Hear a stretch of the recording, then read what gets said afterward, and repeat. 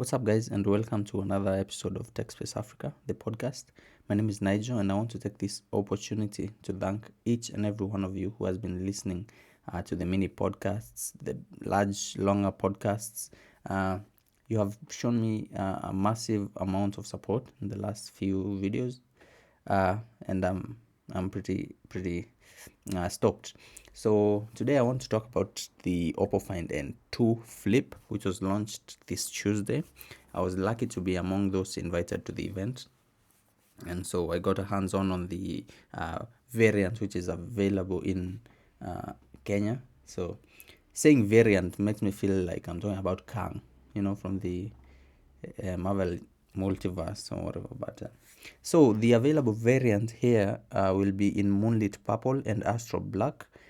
We'll only have the 8GB 256 gigabyte RAM and ROM, and it will cost about 130,000 Kenyan shillings. So let's just attack that price. Tuende kwa price, just I posted the price and everyone is saying for an OPPO I will not pay 130,000 for an OPPO. So it's like tumefika hii place where we've been with iPhone versus Samsung, but now we are in the same thing but for Android devices. So now it's Samsung versus others.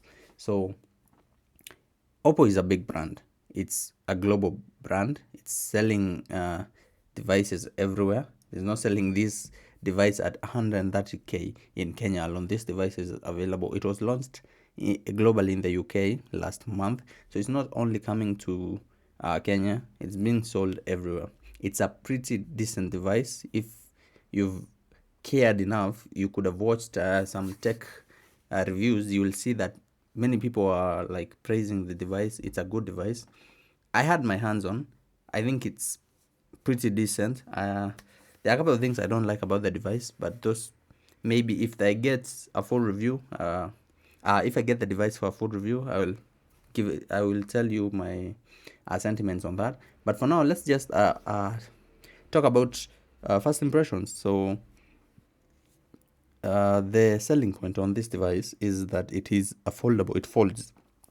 Let's say it flips open, it closes, it flips, kama zile Nokia za kitambo. That is why it's expensive, but still it's a flagship device. It's like a flagship of OPPO, like the Find X5, but it folds. So that is why it is expensive, because achieving this technology is expensive. And OPPO has done a really good job to one-up Samsung in the fact that you cannot notice the crease while you are using. While I was reviewing the Galaxy Z Flip 4, everyone was asking me, do you feel the crease? Does it affect you? And I was like, yeah, in the beginning, and then you get used to it. Now, when I was using the OPPO, I didn't feel the crease at all. There is no in the beginning. It is just a fluid, seamless use. And but I think that is the first thing you will notice when you use the Flip, and it's called the Find N2 Flip. So another thing, it's better. It has more battery power. It has about 16.2% more battery power. This is 4,300 milliamperes versus the 700 mAh that is on the Galaxy Z Flip 4. And if you remember, everyone was complaining why these devices cannot have a larger battery, because they drain out too fast. So in terms of another feature on paper that I saw is the 50 megapixel camera on the back. The Galaxy Z Flip 4 has 12. So, but megapixels don't count. So it all boils down to the processor, which in this device you have the Dimensity 9000 Plus, which is just as good as the 8 Gen 1, actually the 8 Gen 2. So you also have dual SIM on this one. On the Z Flip 4, I think you have one eSIM and one SIM. And in terms of the things they failed to like catch up to Samsung, definitely it was not dust proof or water resistant. There is no IP rating, which is actually going to be a deal breaker. It's going to be a deal breaker for a lot of people. It has no wireless charging, and in terms of the camera, there are some features that are lacking. Like you can see there is no optical image stabilization in the camera. You can see that the video quality, you can only record 4K at 30, while on the Z Flip 4 I could record 4K at 60. So that is just about the differences. Now here comes the big blow to OPPO. Samsung is selling the Z Flip 4 at 95,000 Kenyan shillings. That is way less. They have undercut OPPO so much. I don't know. I don't know if OPPO will have the same amount of effect they would have had if they sold it. If Samsung was still selling their device at 140K, So yeah, that's a big deal breaker also, the price. But I guess it's time we stop saying about brands and start looking at what the device has to offer, because I think if Samsung came out with the Samsung Find N2 Flip with just the same specs, it would be like taken with an amount of depth, na kauzito fulani. But because it's OPPO, now people are asking, why am I paying this kind of money for OPPO? But yeah, so the device is 5G.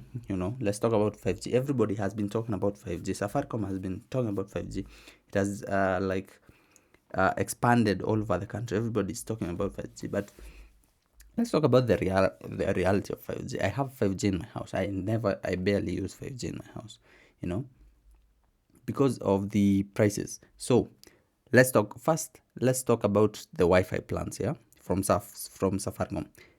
There's about 3 plans. Number 1, the 10 Mbps. First of all, is 4G 10 Mbps bad? Is it like inferior to 10 Mbps on 5G? Because I do not understand. You have a usage limit of 300 gigabytes. Ukimaliza hiyo unapigwa kifupi. So 10 Mbps for 3,499 Kenyan shillings. That is 5G.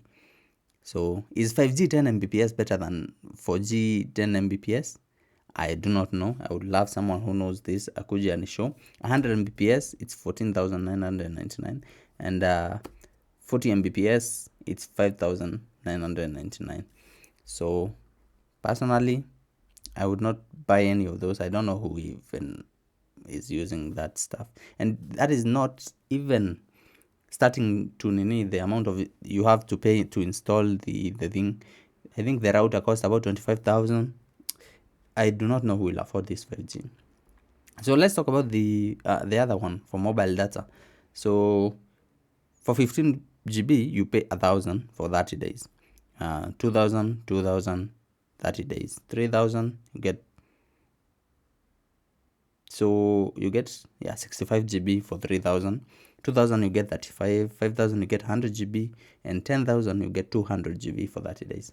Still, that is so expensive at a time when Safaricom is also offering I don't know, 3 GB for 55 bob per day. Why would you go buy this? I do not understand this. And I was actually at the launch event of the 5G by Safaricom. I was enthusiastic. I wanted to, it's faster, it's new, but I was expecting speeds like 1 terabits, 500. Why are they selling 10? I do not understand. Why don't they have an unlimited 5G data plan? Why don't they have an unlimited 5G Wi-Fi plan? The setup fee, the monthly they are too expensive for too many Kenyans, myself included. So anyways, I do not understand that.